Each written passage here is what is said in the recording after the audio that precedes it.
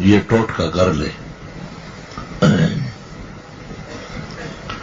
ہر وہ چیز جو گمشدہ ہو اور اس کے بظاہر ملنے کے دشواری ہو تو حلوہ بروح پاک گن شکر بدے. مجرب عمل ہے. 11 مرتبہ سورۃ یوسف پڑھتے. یوسف علیہ السلام بھی خیر و عافیت و سلطنت مصر اور نبوت تامہ کے ساتھ مل گئے تھے، اور فرید گن شکر اور نظام الدین اولیاء شیخ اور خلیفہ دونوں کے روح کو ثواب بخشنے کے لیے حلوہ، شیرین چیز، مٹھائی، فرنی، کھیر.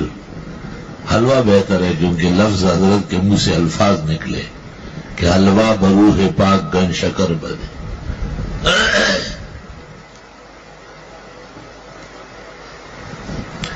ہمارے ایک عزیز دوست تھے اور پولیس کے بہت بڑے افسر ہیں، تو اس نے فجر میں آ کے مجھے کہا کہ ایک شخص کو میں نے گرفتار کیا، جیل میں ڈالا،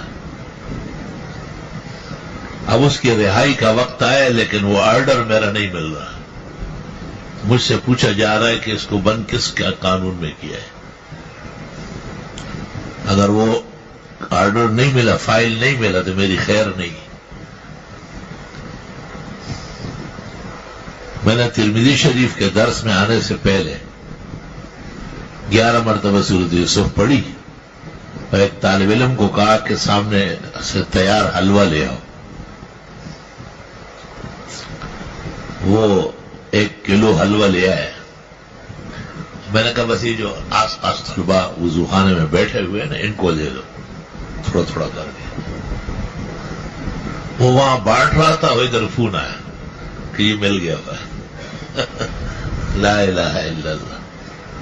اور معلوم تھا، فوراً کہنے لگا ماشاء اللہ کوئی زبردست عمل کیا. میں نے کہا ایک چھوٹا سا عمل ہے، بزرگوں کا مجرب ہے. وہ ابھی جگ کے بس فائل مل گیا، وہ کام ہو گیا. ادھر منصور بھائی ایک واقعے میں بہت غمگین تھے اور بہت بڑا جھگڑا ان کے لیے کھڑا تھا.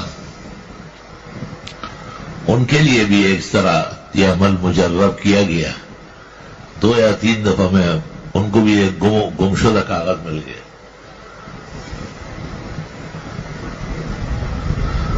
لا الہ الا اللہ. طلبہ کو بھی اجازت ہے جب اس طرح موقع ہو کہ کسی کی قیمتی چیز گم ہوئی ہو یا کارآمد چیز مل نہیں رہی ہو،